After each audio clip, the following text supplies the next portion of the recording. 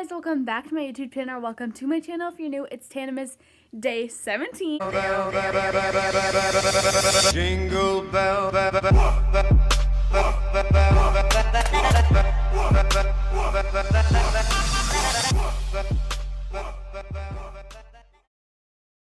So in today's video, I'm going to be reading 2 more creepypastas to you guys. These ones aren't really Christmas themed, but there's some interesting ones I found.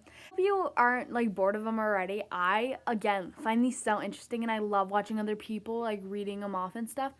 So I hope you guys enjoy this kind of content and kind of are liking what I've been putting out lately. I'll be reading 2 different stories. The first one I'm going to be reading is called Abduction, and the second one I'm going to be reading is called What Haunts the Fields. So I hope you guys enjoy the video, and let's get right onto it. Let's go! I'm just going to be reading Abduction first. I just have my phone right here. I'm reading it off. It was another normal night. I spent a few hours on my computer, played on my Xbox, made the food, the usual. But it wasn't until later that night that I experienced the most phenomenal thing. I was getting ready for bed. I slipped into my pajamas and tucked myself in. I lay there resting. Thousands of things floated through my mind. All my thoughts from the days before came back. All the weird sounds I had been hearing in my head.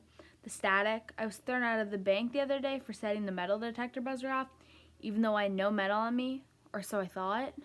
I finally began falling asleep, my eyes shut tight and my brain on standby until a bright white light lit up my room. I slowly opened my eyes, trying to focus on the light reflecting through my window. I had no energy to get up and check. I heard creaks. The next thing I knew, I was in a room, tightly strapped to a very uncomfortable metal bed of some sort. I couldn't move. 2 shadows stand before me. My eyes couldn't focus on the bright light that shone down upon my face. I couldn't speak. My voice was gone. I tried screaming, shouting, but nothing came out. I felt a small needle pierce through the skin of my arm. Something was injected. I tried to escape, but whatever it was restraining me. It held me down with all its might. The light turned out, and I could finally open my eyes. In front of me was the ugliest creature I'd ever seen. It was green, slimy, with massive black eyes beating down to mine. It had a large head. There were 3 of them. Behind them was a window. I could see clouds. I saw 4 fingers coming towards my face. 2 were placed in my eyes. They were gently shut. I woke up again, only this time I was back in my room. Was it all a dream? Was I really abducted by aliens? Pfft, no. Of course not. Aliens aren't real. I hopped out of my bed, still woozy from the dream. I fell flat on my face with agony. I couldn't walk. I looked at my foot. It was all bruised. Along the soles of my foot were purple and blue. Serious bruising damage. Had I hit it off my wall during my sleep? Maybe until I noticed the red mark in my arm, the same place where the needle was inserted in my dream. It hit me like a ton of bricks.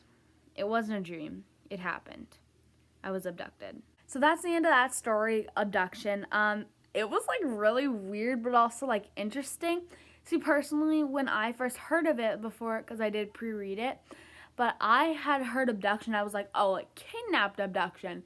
So for me, it was like really kind of a plot twist, how it was actually aliens. Then they were talking about the green slimy figure, and my brain did not put 2 and 2 together. I was like, oh, it's like a monster or something.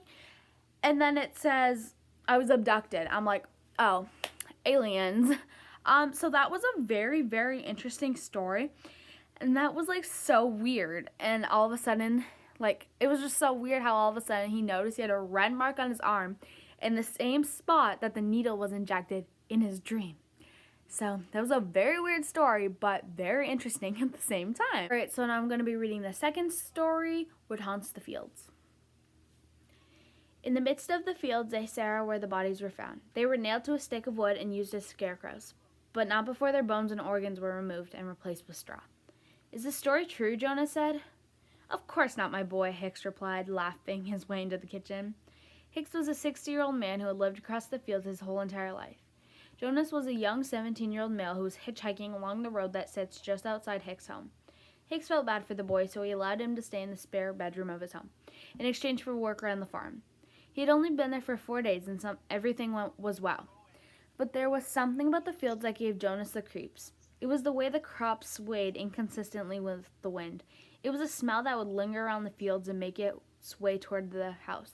But most of all, it was the stories that Hicks would tell him about the fields. Every night before he'd go to sleep, Jonas would take a peek at the fields.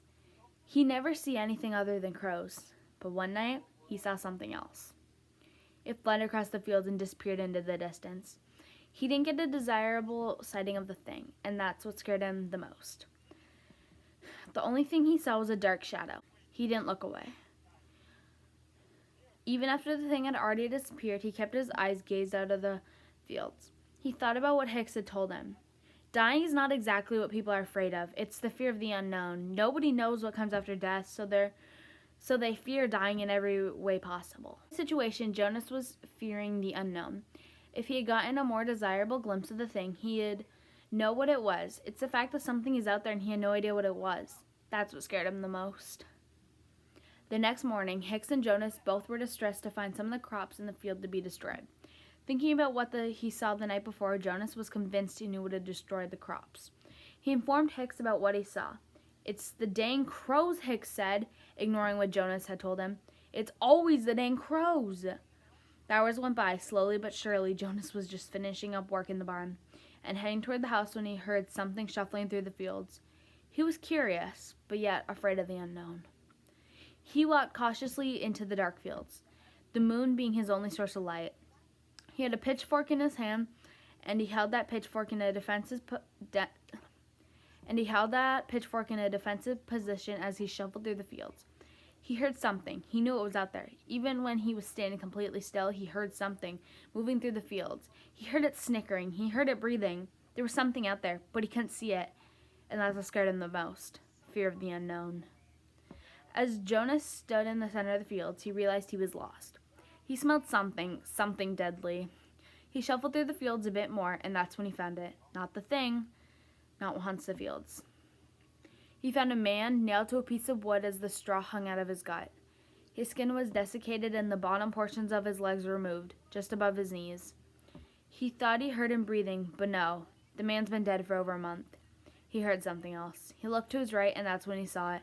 Not waiting for a second, he took off running. He ran through the fields, not even worrying about the fact that he was lost. All he could think about was what he saw. Despite the fact that he'd seen it, he still did not know what it was. Fear of the unknown. He kept running, shuffling through the fields as horrified as he could be, until he ran into Hicks, who'd gone out to look for him. He followed him back to the house, explaining to Hicks everything that he saw. "He's out there," he yelled. "I've seen him." "You calm the heck down, boy," Hicks yelled. Jonas had become silent, but still shaking from fear.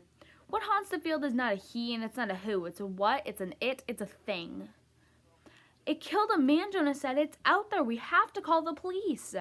"There ain't nothing no police can do," Hicks said. "We'll be safe just as long as we stay from the fields at night." "What does it want?" "It's the dang crows," Hicks replied. "It's always the dang crows." Jonas went to bed that night, unable to sleep with the haunting images of what he saw earlier that night on his mind. He spent most of that night glancing out the window, fearing that what haunts the fields is still out there. It wasn't until he began dozing off he saw it again. Its beaming red eyes could be seen from miles away. It was much closer than that. It was standing near Hicks' tractor, staring into the fearful eyes of Jonas before it fled into the fields and disappeared. The next day, Jonas could not get the images of that night off his mind. From the dead man to the beaming red eyes of the thing, he was being haunted by the images. When the night rolled along, Jonas made sure to get inside the house before sundown. He was all alone that night. Hicks had left hours before for a supply run.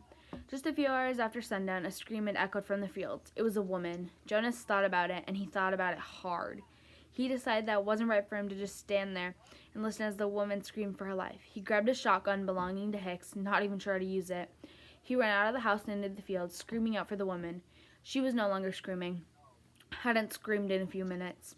He got to the center of the field, and that's when he saw her. She was nailed to a stick, straw hanging out of her gut. The bottom portion of her legs were removed and were also filled with straw. He thought that she was breathing, but no, she was dead. And again, it was the thing. With its beaming red eyes staring back at him, Jonas took off running. Able to find the house minutes later, he ran inside and locked every door and every window.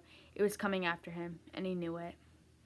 Eventually, everything had become silent. The only thing he could hear was the beating of his own heart. There was a knock at the door, and his heart was getting louder. Another knock, and his heart was getting louder. Again, another knock, and his heart was getting louder. He knew that it could have been Hicks, but he also knew it could have been the thing. His chest was getting tighter as he took a deep breath. The fear was growing more intense, and he didn't know who was outside the door. Fear of the unknown. He walked slowly to the door, dragging his feet as he got closer and closer. He looked through the people, but all he could see was a bright red. It blinded him for a few seconds, but he knew what it was because it stared into that red a few times before. He ran from the door, unsure of what to do. He hid inside his bedroom closet. Everything was quiet for a minute. The only thing he could hear was his own breathing when the front door creaked open. The fear got more intense, in his chest, even tighter. He tried with everything he had to not make even the smallest sound. The sound of footsteps wandered through the home and made its way towards Jonas. They were getting closer, and the closer they got, the louder his heartbeat would sound. His bedroom door creaked open. Whoever it was in the bedroom. It's breathing. He could hear it breathing as it was louder than it had ever been before. The closet door creaked open, and Jonas was certain he was the next to be nailed to a stake and displayed as a scarecrow. However, it was Hicks who stood in front of him. "What are you doing, boy?" he yelled, taking the gun from Jonas. "It was there," Jonas said. "It was outside the door." Hicks shook his head as he was snickering, a sound so familiar to Jonas. "You got it all wrong, my boy," he said. "You see, I left out a very important part about what haunts the fields." He got closer as Jonas backed up against the wall. "It doesn't just kill anybody. It picks up hitchhikers and takes them to his home, where it tells them stories about the fields." His eyes becoming a bright, beaming red. "Do you know what it does to them next?" "No," Jonas cried. "It guts them and stuffs them with straw, and then it nails them to a stick out in the fields," he said. "Do you know why it does that?" "No," he cried again. "It's the dang crows," he said. "It's always the dang crows." And that's the end of that story. Okay, so that one was like, I guess, a little less surprising to me because like right in the beginning I kind of like had a feeling, I don't know, it was like a gut feeling. I'm like, I wonder if it could be Hicks who is like the guy. And then after and stuff, I was like, oh no, it couldn't have been him. Like, no, it's not him. And then when he looked out and he saw the red in the people and ran to the closet, and then all of a sudden Hicks comes in, I'm like, excuse me, what the heck?